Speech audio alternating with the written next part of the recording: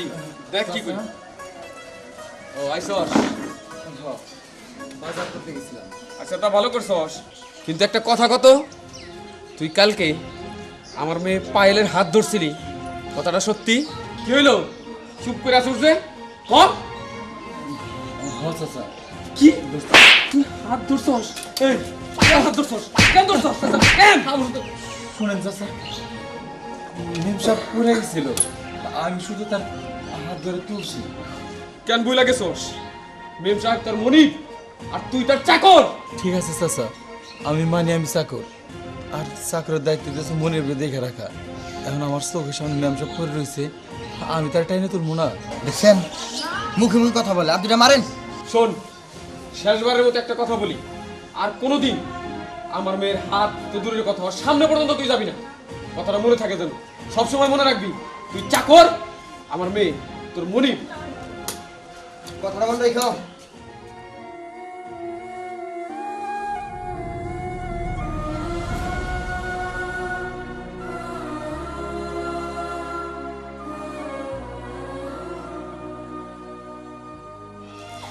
না কি হয়েছে তোমার?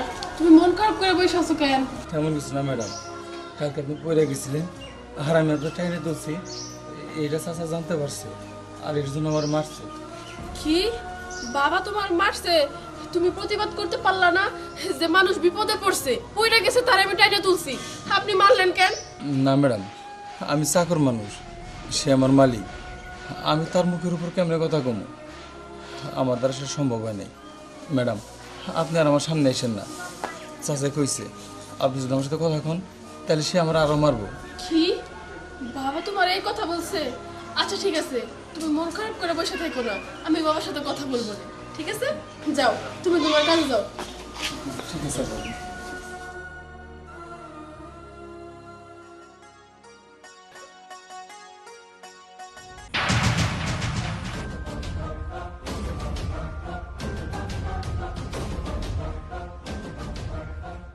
কি হইল ভাইজান, কেমন আছো? চিনতে পারছো আমারে? আশামণি, নাচের আর কি আছে, কিন্তু তোর তো এতদিন মইরা যাওয়ার কথা, অভাবের তারণায় মরস নাই, তাইলি বাইচা আসস। এত তাড়াতাড়ি তুমি আমার মরণ কামনা করো ভাইজান? আমি আশা, তোমারই তো বোন, এত তাড়াতাড়ি আমি মরুম না। মরবি না? মরবি মরবি, অভাবে মানুষ খুব বেশি দিন টিকবার পারে না। তোর সংসারের যে অবস্থা, খুব বেশি দিন বাঁচবি না। ওসব কথা বাদ দাও, ওইটা তো উপরওয়ালা দেখবো কারে কোন সময় দুনিয়া থেকে নেয়। এখন কথা হইতেছে, তুমি আমার জমি জমা কবে বুঝাই দিবা কও তো? জমি? এ হুনো তাহলে এই জমির কথা তুই ভুলস নাই? হ্যাঁ শোন, একটা কথা কান খুলে শুনে রাখ, এই জমি জমার ভাষায় চিলে দিয়ে কিন্তু ধার ধরে বাড়ির থেকে তোকে তাড়িয়ে দিছি, আবার ওই কথা তুলছস। ভবিষ্যতে কোনো দিন ওই জমির নাম মুখে নিবি না। বাবার জমি সম্পূর্ণ আমার, শুধুই আমার। হ ভাইজান, জমির নাম তো আমি মুখে নিবই, কারণ হইতাছে ওই জমির অধিকার তোমার যতখানি আমারও ঠিক ততখানি, কারণ আমরা দুইজনই এক বাপের সন্তান। হ্যাঁ, এক বাপের সন্তান, এইটা ঠিক আছে, কিন্তু আমি ছেলে সন্তান, তুই মেয়ে সন্তান। বাহ ভাইজান, এই কথা তুমি এখনো মনে রাখছো? তুমি ছেলে সন্তান, আমি মেয়ে সন্তান। শুনো, সেই দিন তুমি ভুলে যাও, এখন যুগ পাল্টাই গেছে, যুগের সাথে সাথে আইন আদালত সবকিছুই বদলাইছে। যুগ পাল্টাইছে, কিন্তু আমি পাল্টাই নাই, কারণ আমার কাছ থেকে এক ক্রান্তি জমি যদি তুই পাস, তখন তুই বলিস ভবিষ্যতে কোনো দিন আমার বাড়ির ত্রিসীমানায় যাবি না, আর জমির কোনো দাবি করবি না। এটা আমার শেষ কথা। এটাই তোমার শেষ কথা না ভাইজান? তুমি তো আমার জমি দিবাই, বরঞ্চ আমার বাড়িতে যাই আমার দুই পা জড়াই ধরে মাপও চাবা তুমি। খবরদার! মাফ চাইবো, জমি নিব। চল চলেন।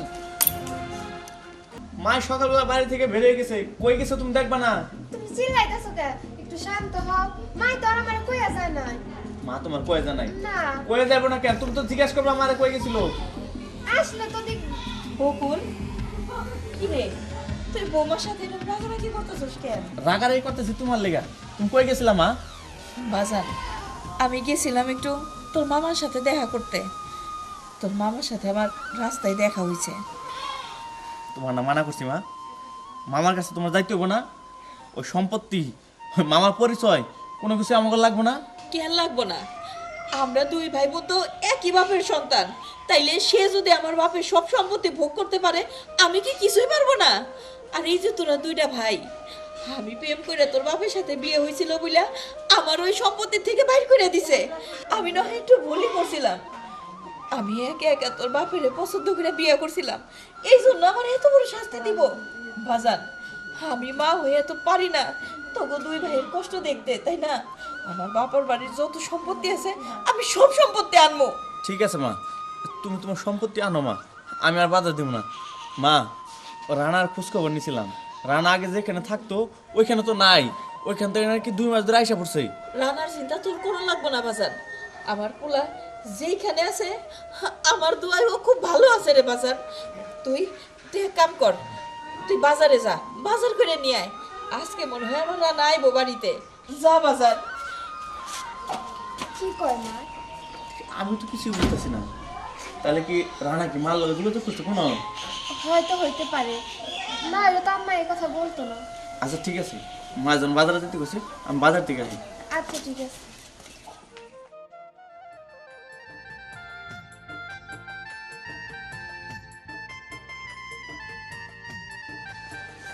আচ্ছা ম্যাডাম, একটা কথা জিজ্ঞেস করি। বলো, সমস্যা নেই।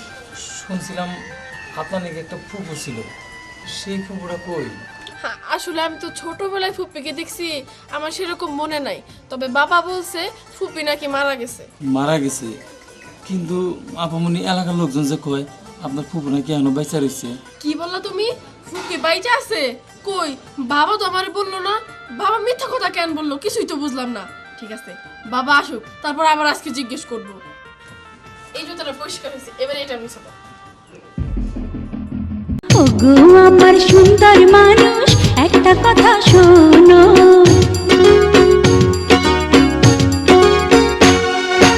ওগো আমার সুন্দর মানুষ, একটা কথা শোনো। ওগো আমার সুন্দর মানুষ, একটা কথা শোনো। বল, কি বলবি? কিছু মনে করেন না, এই যে মহিলারা কথাবার্তা শুনলাম তাতে মনে হলো এটা আপনার বই না। তার মানে আপনি আর তার সয় সম্পত্তি দিবেন না? তোর কি মনে হয় এতদিন আমার লগে আসোস আর এইটুকু বুঝোস না আমি কেমন? তার মানে যে আপনি হারামি, এটা বুঝছি যে আপনি সয় সম্পত্তি মাইরা খাইবেন। খারাপ দাদা, খারাপ দাদা, এটা অন্য কইলেও তুই কবি কে? হ্যাঁ, বুঝছি বুঝছি যে আপনি কত বড় হিটলার, আপন বোনের সম্পত্তি মাইরা খেয়েছেন এবং খাওয়ার চিন্তা ভাবনা করতেছেন। আমি বুঝছি, চলেন, আমার ভুল হয়ে গেছে, এটা জিজ্ঞাসা করেন। চল, ভবিষ্যতে এসব জানতে চাইবি না। আর জীবনে হইছে, আর মুছতে হইব না।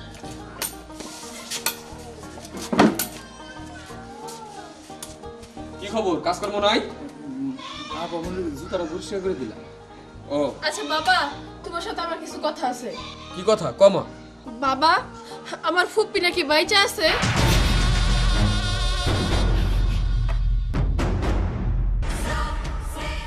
কি হলো বাবা, তুমি চুপ করে আছো কেন? উত্তর দাও। এই আজকেই তো ওই তুই চুপ থাক। আচ্ছা, এই কথাটা তোর কে বলছো মা? কে আর বলবে? রানা বললো ফুপ্পি নাকি এখনো বাইচা আছে।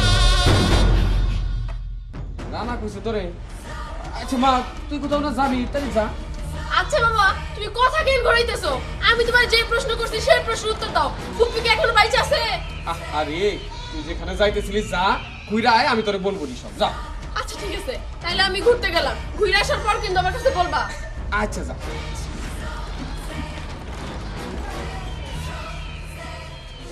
তুই সত্যি করে কম, আমার বোন যে বাইস আছে, এটা তুই কার কাছে শুনছিস, তুই কেমন জানিস?